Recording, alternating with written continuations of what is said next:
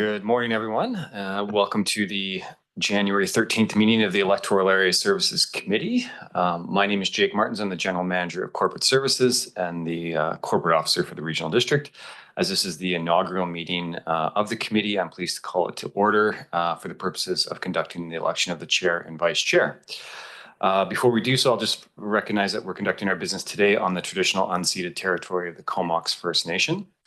As this is the third year of this term, I think the directors will be generally familiar with the process. Of course, it is centered around directors having the opportunity to nominate another director for the position of chair and vice chair. I will start by calling 3 times for that, and any director may nominate another director. At the close of that, all those directors that are nominated, I'll ask in reverse order if they will let their name stand. And if we have more than one director that allows their name to stand, we will then conduct a vote.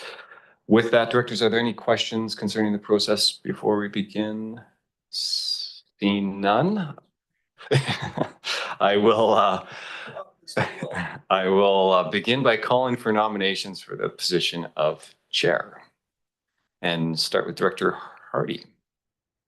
Yeah, I'll nominate Director Grieve for chair. Thank you. I will call a second time for nominations for the position of chair. And I will call a third and final time. Hearing no other nominations, Director Grieve, do you allow your name to stand? Yes, I do. Thank you very much. Excellent. And with that, I congratulate you on your acclamation to the position of chair for the Electoral Area Services Committee for 2025. Next, directors will conduct the election for the vice chair. So same process generally. I'll call a first time for nominations for the position of vice chair and start with Director Grieve. I'd like to nominate Director Richard Hardy. Thank you. I'll call a second time for nominations. Director Hardy. I'll nominate Director Arbor. Thank you. And I will call a third and final time for any nominations. Seeing none, going in reverse order.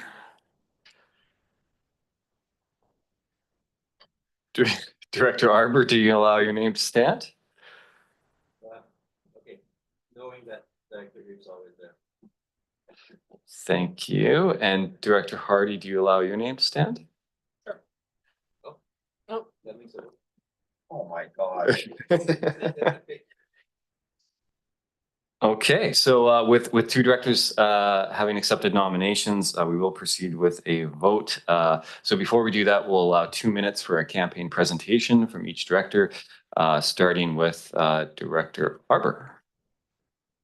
A brief 2-minute maximum campaign presentation is what you're afforded here if you wish.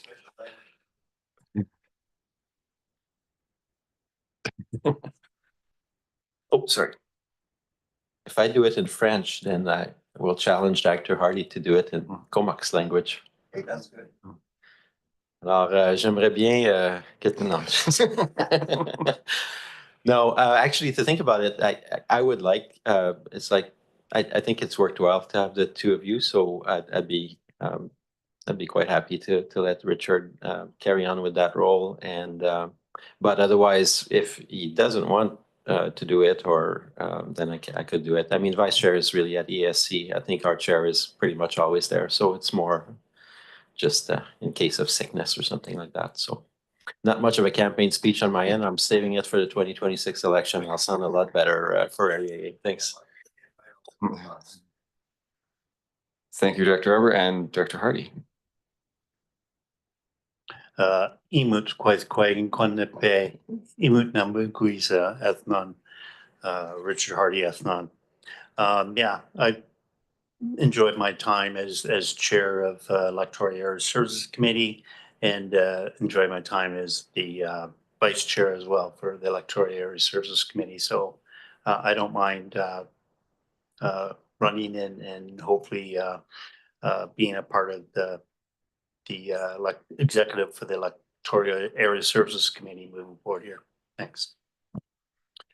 Thank you, Director Hardy. So with that, I will pass around a ballot to each of the directors. Myself and James Warren will then count the ballots, and then I will announce the results afterwards. So directors, if each of you have a pen in front of you, if not, I can certainly get you one.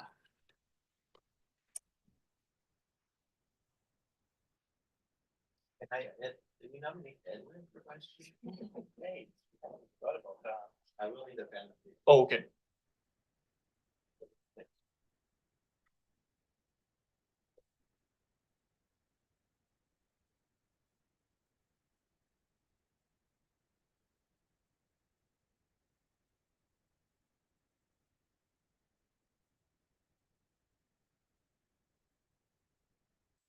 Is it still the same box from all these years? Where you guys used this? Yeah, to get those back, this and getting before I got one. So.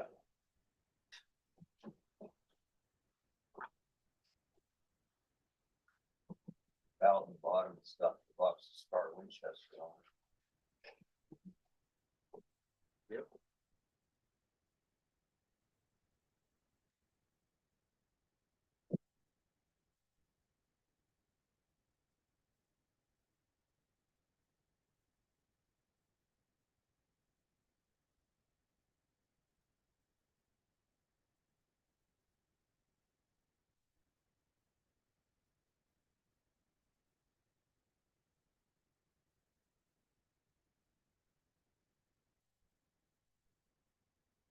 Thank you very much, directors. So following the count, I'm pleased to announce Director Hardy has been elected vice chair for the Electoral Area Services Committee for 2025. Directors, as a vote was conducted, ask for a motion to destroy the ballots. Thank you. All those in favor? Carried. With that, I am pleased to turn the presidings over to Chair Grieve for the remainder of the meeting. Thank you very much.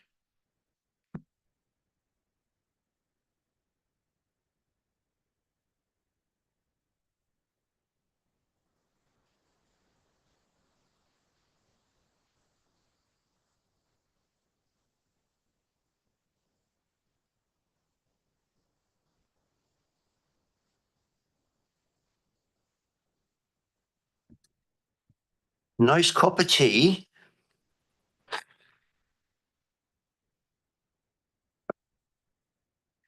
Well, it's a great honor to be elected once again chair of the Electoral Area Services Committee. A very often misunderstood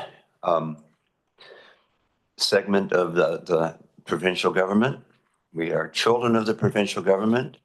If municipalities are children of the provincial government, we are the stepchildren of the provincial government because we unfortunately lack a lot of levers of control that enable us to do our work and are fully dependent on provincial ministries for things like subdivision approval, rainwater management plans, transportation, snow removal, pretty much all the things that people associate with municipalities. So we are always working at a disadvantage, but in a way, I've always said that our biggest power as electoral area directors is the power of persuasion. So we're always at that point where we have to solicit the support of others to pretty well further any initiatives in the electoral areas. And we've been promised a review of the community charter, something like the electoral area charter, but I think it's been promised now for about 30 years and has never happened. So here we are, the three of us, basically operating off our kitchen tables and serving 1/3 of the Comox Valley's population and 4/5 of the land mass. So as you can see, it's a bit of a challenge. It's we have to find creative ways of doing pretty well everything. So, but we do have a wonderful team here. The three directors you see before us, before you right now, are extremely dedicated, extremely capable, and have all the best interests of their residents at heart.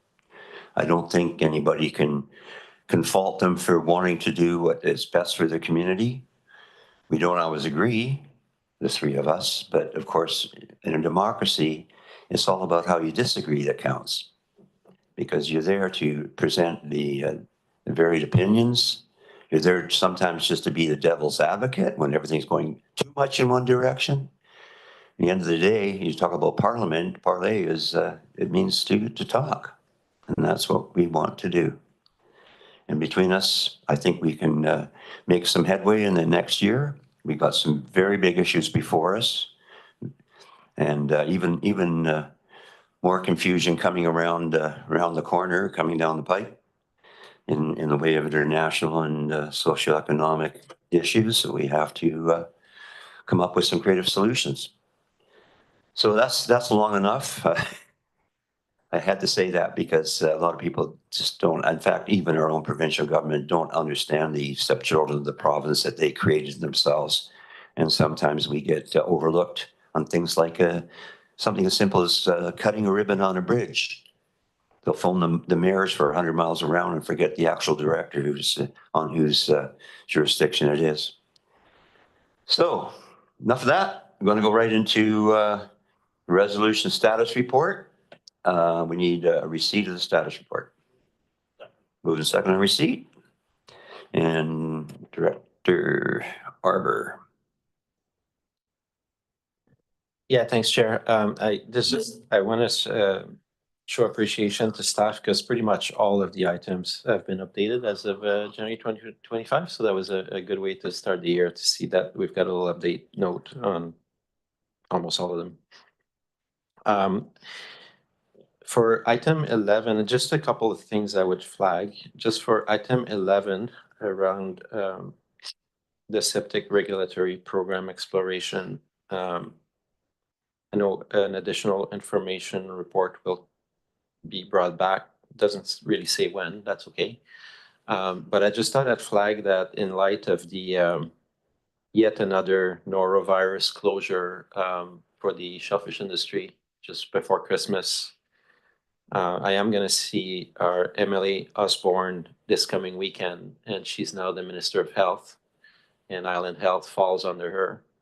So I am planning to bring up especially the future of septic management around Bainstown, because it's getting worse. We're getting more norovirus outbreaks. And I think unless the directors see otherwise, and staff, feel free to reach out to me if you want to give me some notes before that meeting. But I think I'll ask that the province considers a special management zone for Bainstown in regards to septic. And I've talked to folks, both residents and folks in the industry, and I know as local government, we've tried to explore the space, but every time we do, we need electoral assent and the rest of that, and it's really hard to convince people to, have better care. But at the same time, there are real impacts, and it's not just for an industry; it's also for people who harvest shellfish. And so I just thought I'd flag that one, and the other one I would flag is number 22. I don't know what I was thinking in November 6, 2023, but that staff contacted the MLA for Corny Comox about Graham Lake. That doesn't seem to make sense. Did we mean Mid-Island Pacific? Maybe I had a reason at the time to want to reach out to, at the time, Ron Ray, but this is in relation to the Graham Lake water treatment plant project. And I don't know why we would talk to the MLA from Corny Comox, because that's outside their jurisdiction. And that one I will also touch base with Josie Osborne this weekend. So I'm actually have a list of 6 items. So if there's interest in what I'll be discussing with her, I can talk more. But I look forward to, in relation to those 2 items, to advance that. And everything else looks good. I think it's, I'm sure Chair Grieve will say that the report, too many actions still. We've grown it, but again, I struggle to see things that I would take out from this. Cheers. Thank you very much. Director Hardy, you have any comments on that? I think Director Arbor's hit the nail on the head on the majority of the items there. Again, going back to the norovirus outbreaks in Bainstown, it is quite concerning. The shellfish aquaculture industry is a very significant industry here in the Comox Valley, and you never want to see an area get shut down for norovirus. But especially around Christmas time, like from about mid-November through to the end of December is a very important time for the industry. And for them to get shut down again on a continuous basis now is very concerning. And even from a Comox First Nation perspective with regards to food social ceremonial, the ability to go out there and safely harvest shellfish during that same time period is becoming more and more difficult as well. So that's very concerning. I know a number of our members at different times, you know, enjoy shellfish and will take that time to go out and harvest with family and friends. And again, it's just another time where the ability for Comox to go out and harvest safely has been curtailed. And be nice if we could do something about that instead of just accepting the fact that you know, the impacts on the marine environment is okay. Thanks. Well, I'm definitely in favor of it coming back before us. I think that current circumstances being considered, the regulatory authority that's that we don't have over this issue, and the fact that public solutions for septic are doubled in price at least over the last couple of years, putting it farther and farther out of reach.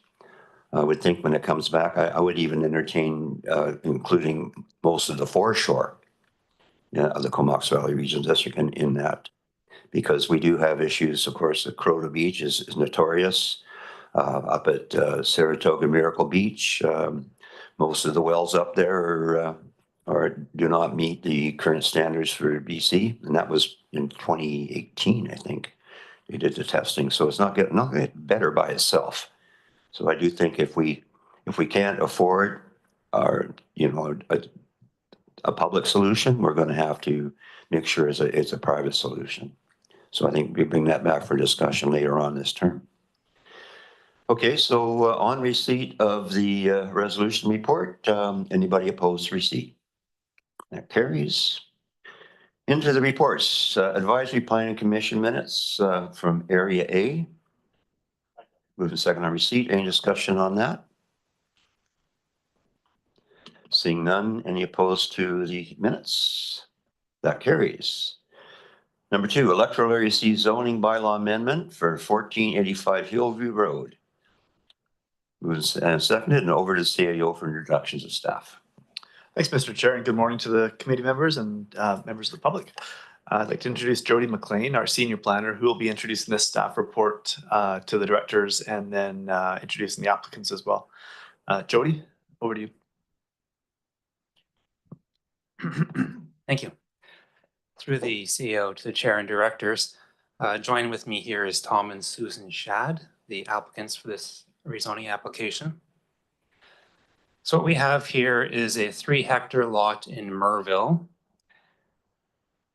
It is developed with a house and has some land used for some agricultural uses. This is typical of Merville and is consistent with the development up and down Hillview Road. However, in the zoning bylaw, it has this property zoned as mobile home park. And yeah, it did indeed host between 3 and 6 manufactured homes throughout the 1970s and the 80s and even into the 1990s. But that operation did close down and the manufactured homes were removed nearly 25 years ago. New people have taken over as property owners, and they have been using it for the property's existing single detached dwelling, and they did start some agricultural uses there.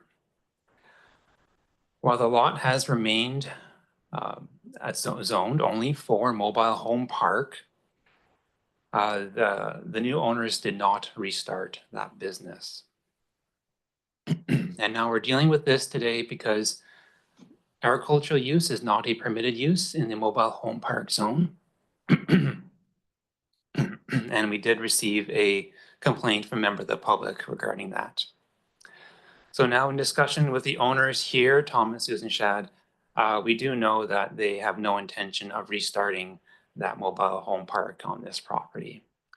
And so they have submitted an application to request that the regional board change the zoning back to a low density rural zone that allows for their agricultural pursuits. So these types of proposals, they're reviewed from the perspective of the official community plan, which provides the policies to guide decisions on planning and land use management. It designates this area as being within the rural settlement areas, which are intended for low density rural residential development and resource-based uses such as agriculture. So the rural settlement areas, they're outside the agricultural land reserve, but many of the lots within that designation are still suitable for some smaller scale agricultural pursuits. So the request is consistent with the official community plan. And so Mr. Chair, staff is recommending the proposal be accepted and referrals seeking comments from external agencies, which are all listed in the appendix of your package there, that those be issued. Thank you.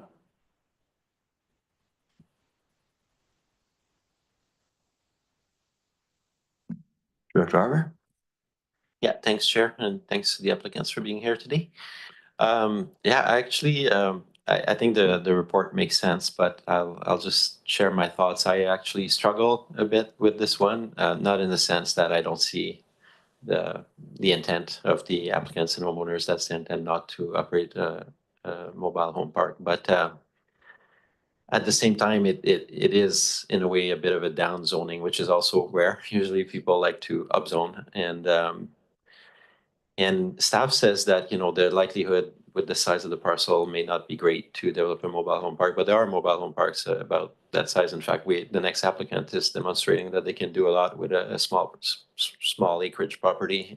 And the reason why I like this particular designation for that area is Merville is not very big, obviously, but that is in the core of Merville, that property. So if you were going to have an affordable housing project at any time in the future in Merville, this would actually be a great site. It's not far from the store, not far from some of the, again, I come from Hornby, so I relate to small scale. It's not a big downtown, but that is the core of the area. And if you were going to have a little bit more density, that would be a great place. So maybe my question to staff is, are there similar properties in Merville that have that type of zoning?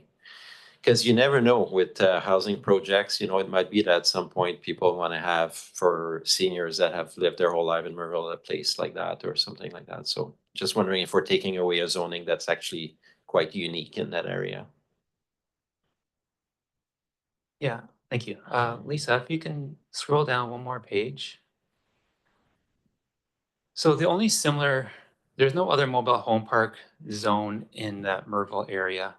The closest one would be in Saratoga Beach area or the other direction near the municipalities. Both of those areas, they have uh, they have water services there, which make it much more feasible for a manufactured home park to develop. However, there is a residential multiple zone right next door to it, and that currently hosts an apartment building, I believe it is, with numerous units, and it has potential for further development if they would wish to provide some further multiple families developments there. Otherwise, that's it. Thanks. I may have another question, but can go to Dr. Hardy first. No, really? Okay. I guess my second question then is, so it's been mentioned in the report too that there's been a complaint about the use of the site not being a mobile home. And can I just get some, I've never seen that, like a complaint about a property not, I mean, I've seen it for when it's industrial activity on on a residential lot, but the reverse, that's the first for me in 6 years that people complain about that. So is there validity to that? If a site is not developed to its full potential, is there any legal risks or anything like that, both for the applicants or the CVRD in not having that use?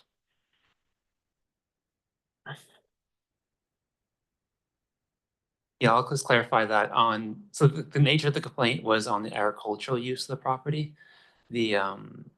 So that right now the owners, they operate a cow calf operation and so have some horses, and they can probably, if you want, they could explain what they do there. And that's not permitted in the mobile home park zone.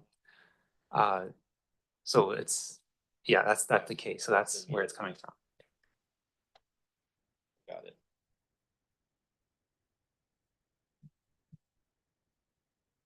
Good, Hardy. Yeah, thanks, Chair. Just, if I'm understanding the report properly, is, the property owners, have been doing agricultural activities on the property for a number of years now. And I just wanted clarification on that, and that the issue really, and the surrounding properties around, the applicants, have that ability to do agriculture, but this particular piece of property, because it's zoned for mobile home use, didn't allow for agriculture activities, and now the folks, the applicants now are trying to come into compliance with that particular zoning, being that they have been practicing agriculture for some length of time on the property. Is that correct? Yeah, you got it right on. That's correct. Thanks. And then just to follow up, if I could, Chair, I guess going back to some of the work that we've been working on, the CBRD and the agriculture sector as a whole with regards to reviewing the Comox Valley Agriculture Plan and trying to enhance agriculture in the Comox Valley for food security, et cetera. To me, supporting this particular application would kind of be congruent with some of the objectives or some of the wishes that have been stated in the agriculture plan, as well as having those conversations with regards to the agriculture sector. So I'm just wondering again, at the end of the day, if this particular change in zoning would be something that from an agriculture sector perspective plan be supporting some of those outcomes in that plan. I'm not sure if staff can comment on that or not. Thanks. I think you're right. I think there is some congruency between this staff recommendation on the rezoning and the agriculture plan, in a very general sense. Yeah, so I think there is some congruency there.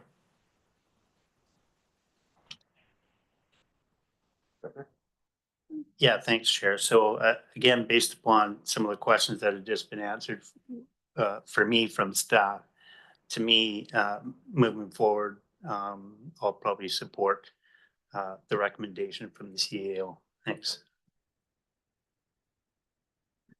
And Director Arbor? Yeah, thanks. Is there other ways to do this where the activity, either that it's not enforced or there's exemption granted for the time that the people have to hold the property? For me, I still see the merit of keeping the zoning in the long term, like past, this current use. I wouldn't want to suppress the current use. But at the same time, I don't want to lose a zoning that's very unique in the areas and could prove a huge value to that community in the long term. And it's going to be hard to replicate a zoning like that through a rezoning process. We know how contentious those types of zoning are in local neighborhoods. So my question to staff is there another route to address the current usage and secure it for time? Yes, so thanks for the question. Yes, we when we come back with some options for when we draft the bylaw, we can come up with some analysis on the viability of having agriculture not within a mobile home park, but consistent with on the same property with one. So right now we're just at asking referral stage. Yeah. But when we come back, we can provide some better analysis. Yeah. So my last question is, we've seen at our last meeting the start of the provincial rules, which were bypassing public hearings, but can staff confirm that this one would actually need a public hearing?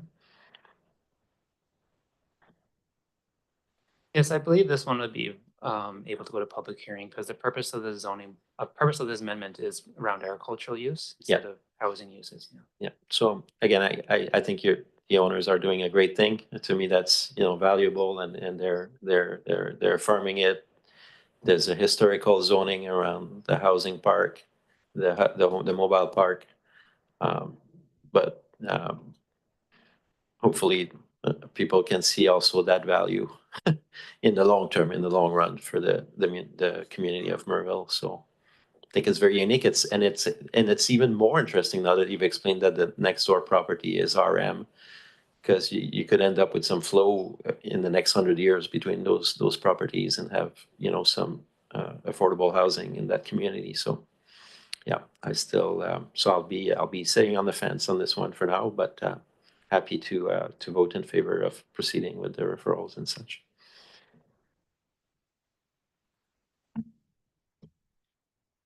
Thank you very much, directors. I too have some concerns. We're faced with agriculture versus housing. And we already heard from our housing needs report that as of 2025, we need almost 1,000 new units in the electoral areas alone. Going to go up by 2030 by quite a lot. I mean, I think, we're up to about 6,000 by the early 2030s. And take a look at the map. North of that is all ALR. ALR does not support housing outside, it isn't tied to workers anymore, but it's just another unit you're allowed to have, which is a big improvement in itself. My question is, there's a cow and calf operation. Do you guys have farm status? You have farm status? Okay. You do. So that's interesting because I guess it's not reliant on zoning because it's ALC. Is the ALC or is it's ours, isn't it? It's not the ALC that decides farm status, just a matter of whether you can show the receipts. I think it's what, $3,500 or something. Yeah, that's correct. The farm status is given out by BC assessment based on income derived from a farming use in the property. It doesn't really have to do with zoning bylaw. As long as they're able to have a agricultural operation there and produce receipts, they can apply for that farm status. And the threshold hasn't moved up in the last 25 years, has it? That's right. It's the threshold for how much you have to prove on receipts has been static for several decades. Which is? Yeah. It depends on the size of the property. Okay. Yeah. But it's minimal. And it is a huge impact on our taxation, right? Yes, so it'd be a very substantial reduction in Yeah. assessment value that gets derived into the. Because I'm on this side of the fence and taxes are good. Okay.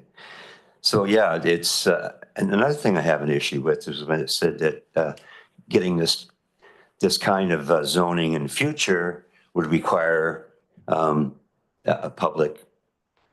on a public sewer and public water, which is basically unattainable now. The way the world's going, we're going to have a heck of a time getting any sewer anywhere and public water. So basically, when you square that against the housing needs, it doesn't work. That we're still holding everything to the gold standard, first world standard, when in actuality, we can still get away with, 18.5 cubic meters a day from an on-site system. So there should be some, we talk about the if that's not in bylaw yet though, is it? This isn't written in stone. The issue around the having to have public sewer, because we're going to have to relax a lot of that. As it is, we're allowing people to stay in RV vehicles on land, RV vehicles on agricultural land. We can't be setting the bar so high as to preclude any housing in electoral areas. which is basically what we're doing. So there's a conundrum here. I think that it bears further examination. Thank you.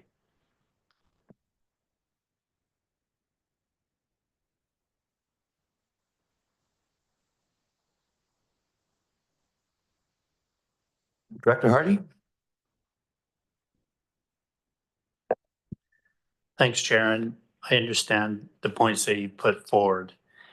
And I guess those are things that we would probably need to take into consideration if another applicant was to come forward with regards to a change in zoning to allow for mobile home units to be put in place. But coming back to these particular applicants, and again, they've been operating an agricultural facility for quite some time. They haven't been operating mobile home units for at least 2 decades.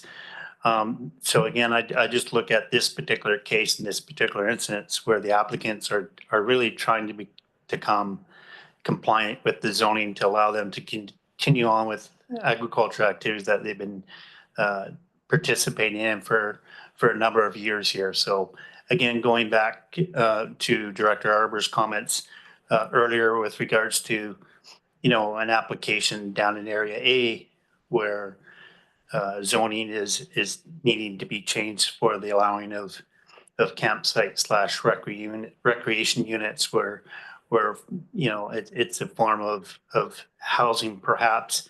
And again, looking at different applications in Area C moving forward with regards out towards Saratoga, where higher densities are available out there and could address some of the issues with regards to the applicants and their ability to house eight units on their property. I think if we're moving forward and looking forward with regards to the activities in around the Saratoga area, that those issues may be addressed there and may offset the loss of the 8 units that we're looking at here in Merville. So just ask that those are considered here as well in the decision. Thank you. And Director Arbor? Yeah, thanks. I just thought I'd provide some response to Dr. Hardy in the sense that definitely in regards to Area A, it's not a rezoning that we're facing. They already have the zoning for what they're going to do, which is a mix of a little bit of mobile. It's not under the mobile home park. It's actually under tourism, but the zoning is already there. And for this one, when you say they're trying, the applicants are trying to come into compliance with the zoning, while coming into compliance with the zoning for me would be to have a mobile home park. I think they're looking for a solution to make their current activity aligned with the zoning.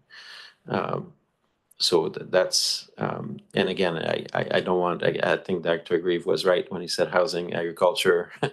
I'm likely at the end of this process to not be supportive of this for many of the reasons not because I don't like the farming that's occurring, but because when I look at the broader community of Merville, nobody comes forward with these types of zoning application because then they know the chances of them passing are very low. So I think we would strip Merville from that future opportunity from having there. I'll give one last example. Right now, I've got the housing group on Hornby that is working so hard to try to get a zoning for a mobile home park as a second project. And they've given up on the private sector with the Alliance Trust, just nothing's going to happen. So now they're looking at Crown land and they're going through a whole process to try to secure Crown land for a mobile home park. When you have the zoning in place already, that's a huge asset to a small community, in my opinion. So I don't want to prejudge how I'm going to vote, but I'm just signaling that there's a chance that when I weigh all this, we'll see what the referrals come back. I'm still in support of the process, but I would have much rather see a solution where the owners can continue doing what they're doing with some form of exemption from the zoning. But once you change the zoning, you can't gain it back, or it's very difficult to get it back. And so that's where I am. Thanks. Yeah, speaking to that, we had the same issue when I first got elected back in 2008 around a resort right on the beach, Miracle Beach.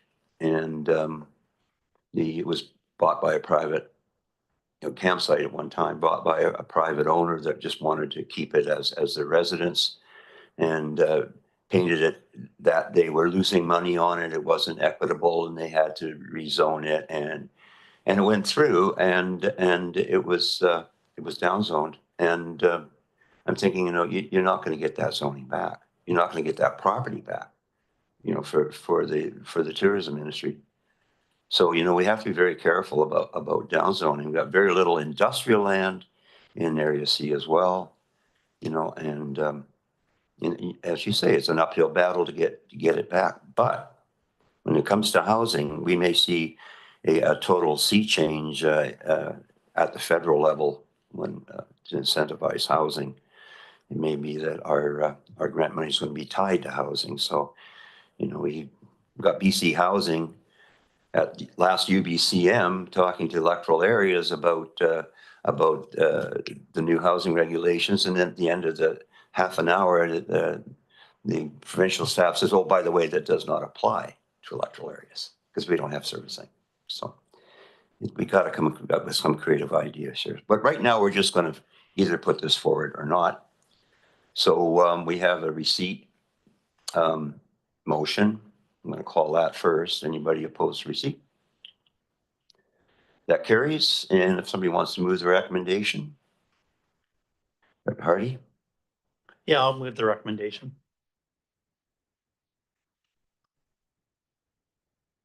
So it's moved and seconded, and it's going to go out to referrals.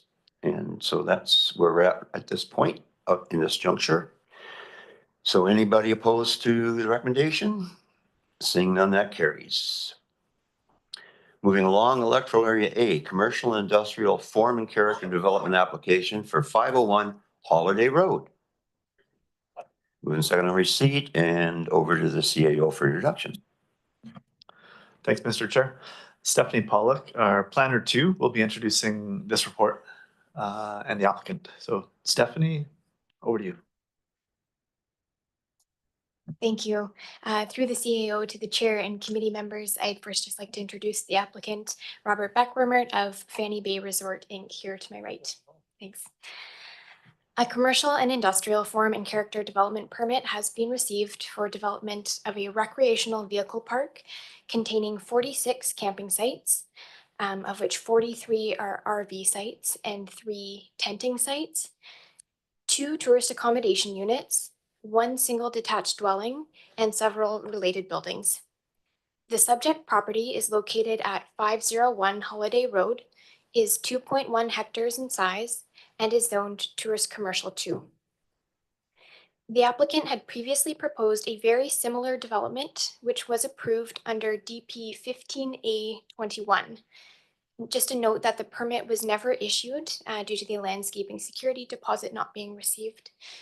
The primary changes in this proposal include a reduction in the number of camping sites from 54 to 46, the addition of 2 tourist accommodation units, and some minor adjustments to the layout and proposed buildings. The proposed buildings, while numerous, are at a scale that would be compatible with the rural character of the neighborhood.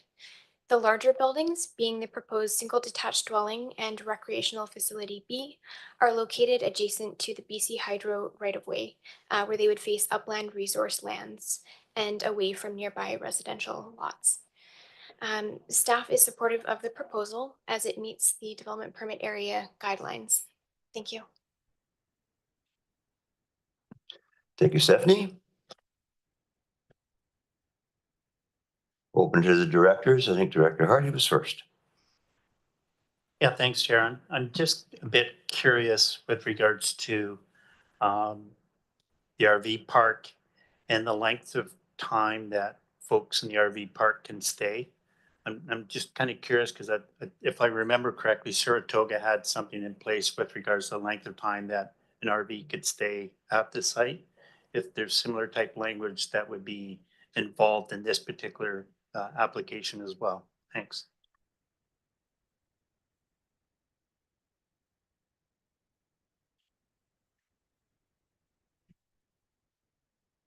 Thank you. Yeah, so for the camping sites, being the RV sites or the tenting sites, these are intended for the traveling public, limited to maximum stays of 6 months in a 12-month year. And then I'll just comment on the tourist accommodation units as well. So at least 50% of tourist accommodation units are limited to a maximum stay of 6 months. And then the remaining 50% are permitted as permanent residential use full time. So in this application, there are 2 tourist accommodation units. So one needs to be limited to a maximum stay of 6 months, and one may be permanent full-time residential use.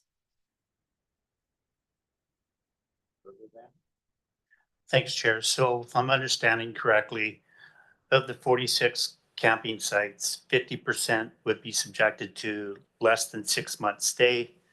And then there's the ability for the other 23 to stay past 6 months. Is that correct? Sorry, I may have muddied the water there with my commentary on tourist accommodation units. So for the 46 camping sites, they're all limited to a maximum stay of 6 months. And then you said 50% and 50%. So Yes, that's in regard to tourist accommodation units. So the 2 separate uses, the camping sites, okay, and then the 2 tourist accommodation units have the 50% 6 month stay and 50% permanent. thanks. And that's throughout the RD.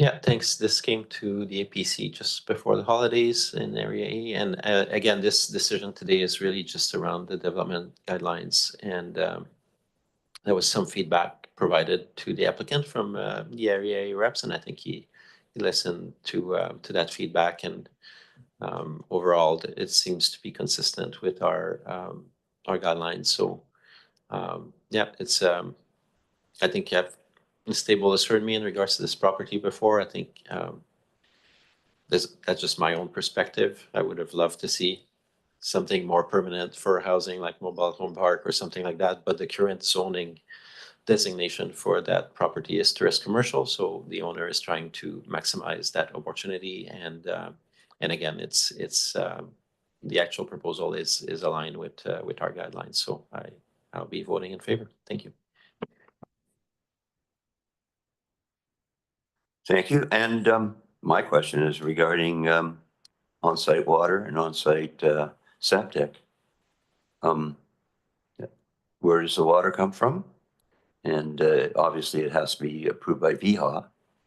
And is it under the threshold of the 18.5 cubes a day on the effluent? Thank you. Yeah, I can comment that the proposal is serviced by private on-site well and septic systems. Any further comment? Just press your little mic there. Hi, Thanks. good morning. The septic system, proposed septic system is designed by an engineer, and the water requirements are just under 10 meters a day cubed. Okay. And we've applied for a water license some years back, and they're processing it now. How is the water down there? It's pretty good. They're shallow wells, and so that requires a certain kind of system from VHA requires it, but we're assured that with the right filtration and system, it'll meet all the requirements. Nothing throwing money at can't fix, in other words. Okay, thanks so much. Any other questions from the directors?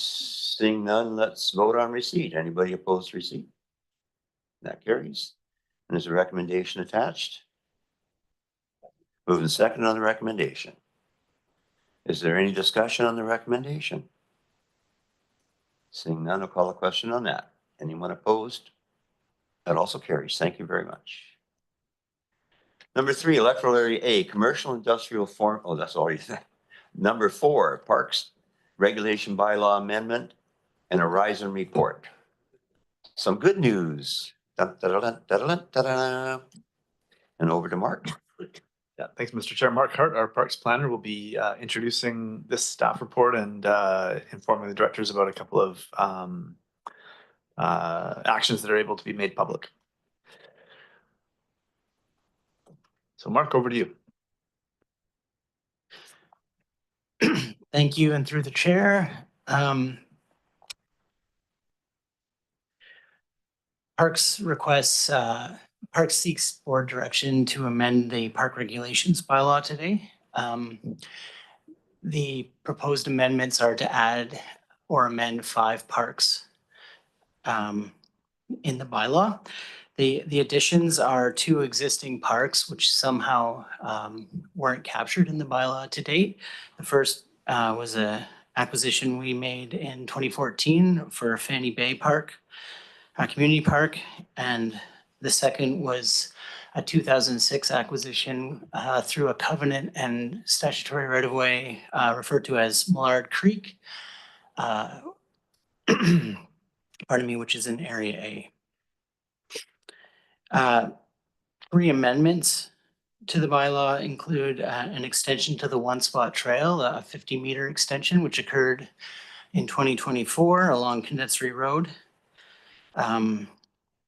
A second is an extension to Maris Nature Park, which is a 4.5 acre or 1.83 hectare addition, which we received through a generous donation from a member of the public through the Ecological Gifts Program.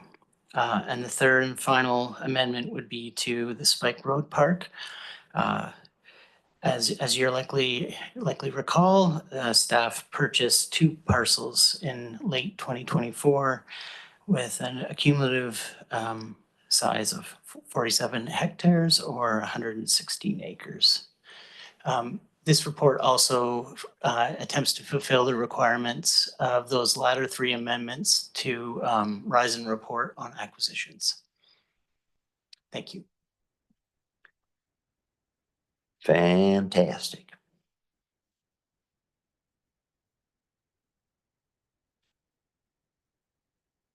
Being digested over there. And hear the wheels grinding as we.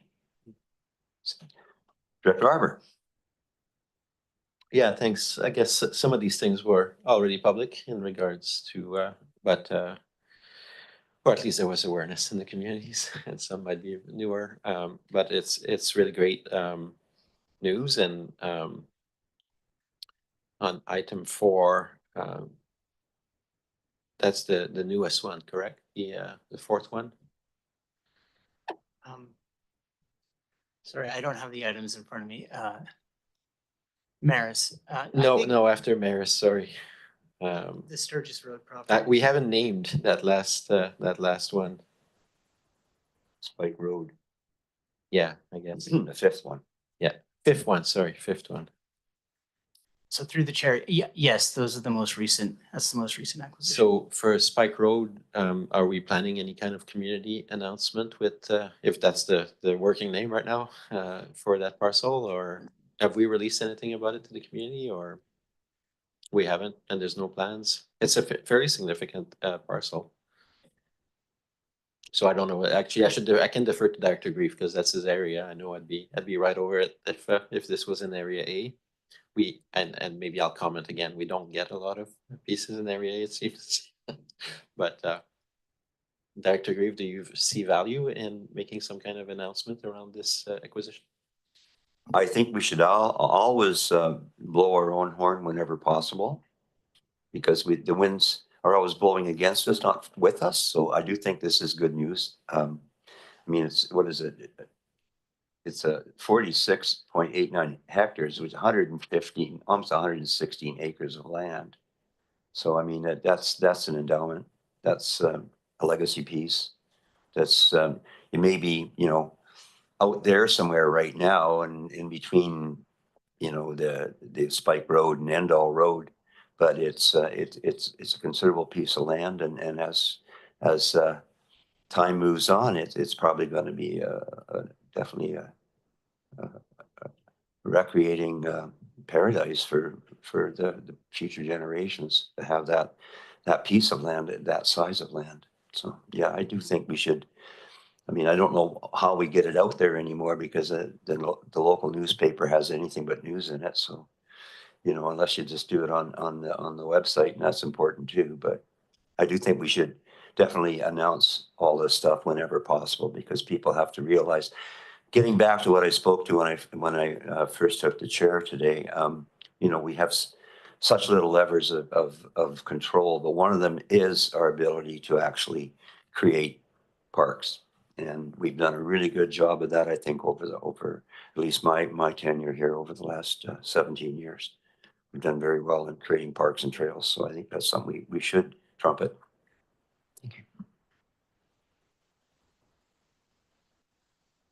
Yeah, so I'm supportive. I would say that the record prints everything that the CVRD sends to them. They just don't cover our meetings anymore, which has been sad. But and then the second one I would want to highlight, maybe a question to staff. I know we're on bylaws right now, so this is kind of a formality today, but obviously Maris Nature Park is like a major win for the Comox Valley oceanfront property, and then we add on to it. That's marvelous. Can staff tell us where? I'm sure there'll be a report later, but just give us a glimpse of how the management process, like trying to think about a strategic plan or where we're going to head with this park. Is that something we'll see in 2025, or where are you at with it right now? There's basically very restrained access to the park. There is a trail that people can cut across at the top, but can staff talk about some of the directions and give us a glimpse today around Maris and what that new extension might mean for the future of the park as well? Thank you, and through the chair. So our work plan for the year includes a management planning process for the Maris Nature Park. It also includes an announcement for this generous donation, probably, hopefully, later into the spring once it's a bit drier out there. So to TBD, but look for something in the spring on that. As for the management planning process, staff are working with park staff are working with communications to develop a plan and to start that management planning process. The hope is that that work will proceed through 2025 and hopefully we might have something for you either this year or early into the next. There's some further interest from the first donor of land to provide some funds toward that effort. So we hope to take advantage of that offer. But I might mention, I guess it's fairly public. I guess it can't be specific, but it is contingent on coming up with a management plan before you can actually make this donation. So it could slip through our fingers still. If we don't expedite the plan for the park. Just while I have the microphone, I do think, yeah, we have to definitely send a note of appreciation personally to Bruce Bell for his work on that donation of the extra little bit of Maris Park. That was one of his parcels he bought way back when Eagles Drive was just a dream. If you ever look at the map, Eagles Drive goes right through. That was the right of way does, right? But of course, it's not going to go through now. It's our park. So. And Director Hardy. Yeah, thanks, Chair. And again, just trying to further understand these particular parcels of property. Are they already existing electoral areas services parks, or are they new parks that are being added to electoral area services committee? Through the chair, so there are 5 parks we're adding or amending in this request. 2 are being added to the bylaw, but they've been functionally operating as parks for quite some time. Fanny Bay Community Park and Millard Creek Conservation Area. It has been it's an inactive park and it will likely remain that way. It's there largely for conservation purposes. The 3 amendments are just to add 2 existing parks through the donations or other acquisitions that we've received in the last year. If I could, Chair, I guess the reason I asked that particular question is again with regards to the regional park service and understanding when we do add these particular parcels of property or add to the existing park service that we already have in place, there's an associated cost with that.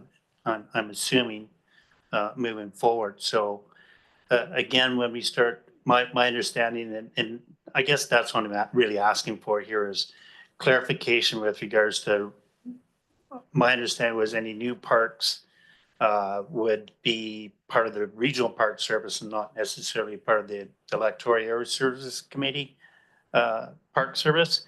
And I guess, like I said, it's great that we're adding more park space and more green space, but there's also an associated cost with bringing those properties on, right?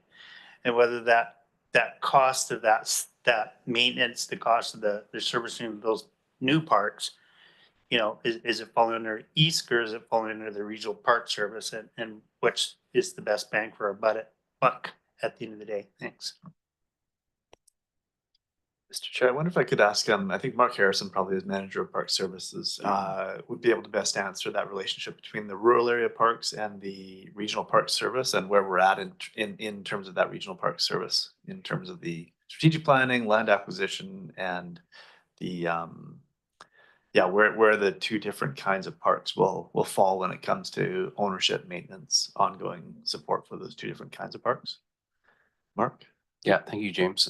Through the chair. So in this case, we acquired new parks that were adjacent to existing electoral area parks. So we're largely just expanding upon what is already existing. In terms of the regional park service, I think the process moving forward, like we've just finished the strategic plan, and now we're going to embark on the land acquisition strategy, which will provide us more detailed guidance on how we go about acquiring land for the service. But I think the process moving forward, and it'll be the same for the municipalities, is that if the Electoral Area Services Committee wishes to bring forward parks that are within that Electoral Area Services umbrella to the Regional Park Service for consideration as a regional park, that will be up to this committee to notify staff, and we could bring that forward to the Regional Park Service for consideration. And again, that would have to be meet the threshold within that committee, whether they want to acquire those parks or not. Because you are correct in that as we acquire parks, there is a cost to acquisition, but there are future operational costs as well for consideration. But in this case, because the acquisitions were adjacent to existing area parks, it made sense to just bring it under the Electoral Area Services Committee umbrella. Director? Yeah, thanks. And I'm probably going to come across as being controversial, but when we look at CBRD properties that are adjacent to the town of Comox or the city of Courtenay, at the end of the day, if the town of Courtenay or the city of Comox decides that they're going to annex a property, it's bye-bye. So again, I'm just trying to understand that same kind of logic with regards to, because it's adjacent to a rural park, that it automatically becomes a rural park and not a regional park is something that I guess maybe we can get clarification on down the road.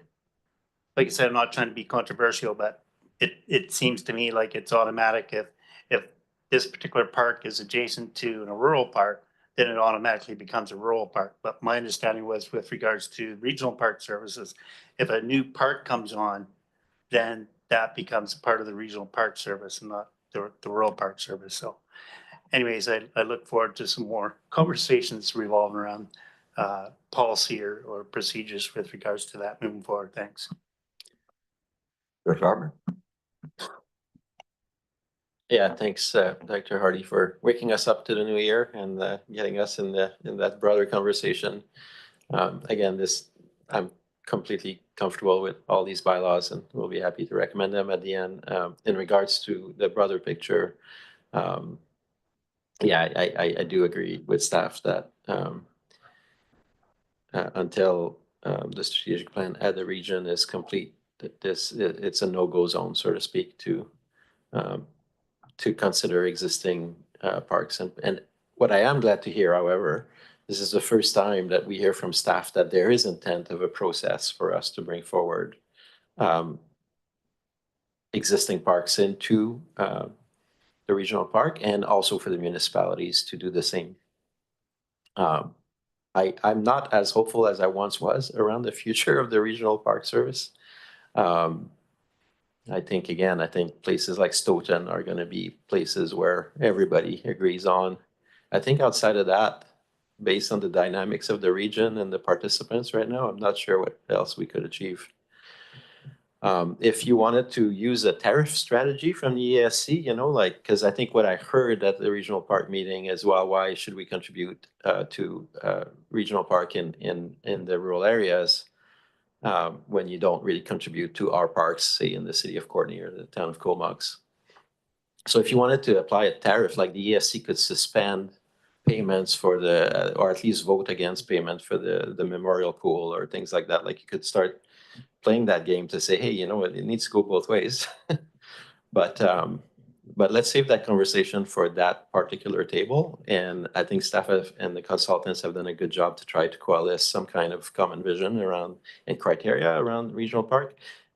Prior to the last election, when we were in the process of acquiring Maris Park, I was very vocal at this table around that having the profile, that acquisition having the profile of a regional park, because I think in the long term, Maris will provide all these regional benefits. And I think that Dr. Hardy, myself, Dr. Grieve have always talked about Seal Bay and maybe Nem Falls as also having that kind of profile. So, but we've gotten nowhere with that. We've gotten no kind of take up so far. So maybe in that new process, if we can formalize some of those asks for those more profile in a way that is part of a process that's approved by the Regional Parks Committee, then at least it'll be given better consideration than us just shooting from the hip, because we believe we're right, which I agree 100% with Dr. Hardy on this. But let's just pace it. And for today, I would say let's bring those things into ESC and carry on.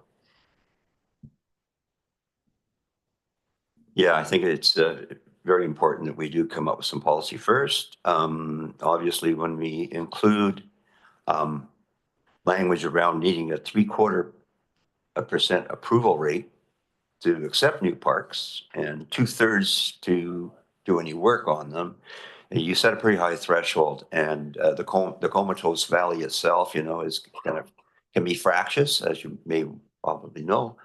I recommend when we do bring this forward that we pass around pots of valerian root tea to everybody in council so they could have a nice quiet discussion on where we're going to go with parks. But meanwhile, yeah, I'm obviously in favor of being opportunists around parks, that when they happen, you have to move quickly, you have to get them quickly, because they won't last forever. Land sells, and once it's gone, it's gone. You're not going to get it back. So I guess we're at the just about the end of the meeting now. We got receipt on the report. So it's moved and seconded. And anybody opposed to that? And can we move all the recommendations concurrently, Mr. CEO? Yeah, I'll move all five. They're all the same voted, right? Okay, so they're all the same. We move them all. Yeah. And then that's moved and seconded. Anybody opposed to that? Recommendations? Seeing none, that carries. And yes, by all means, let's make sure we send personal thank you to the donors, and also make it known that that these are now public lands for the people to enjoy. We're at the close of the meeting. I don't see any media out there, actually, or social media for that matter. So recommendation that we move to in camera. I'm moved and seconded. So we're gonna vote on that. All in favor? And I'm gonna call what time is it? Call a 10-minute recess. Thank you.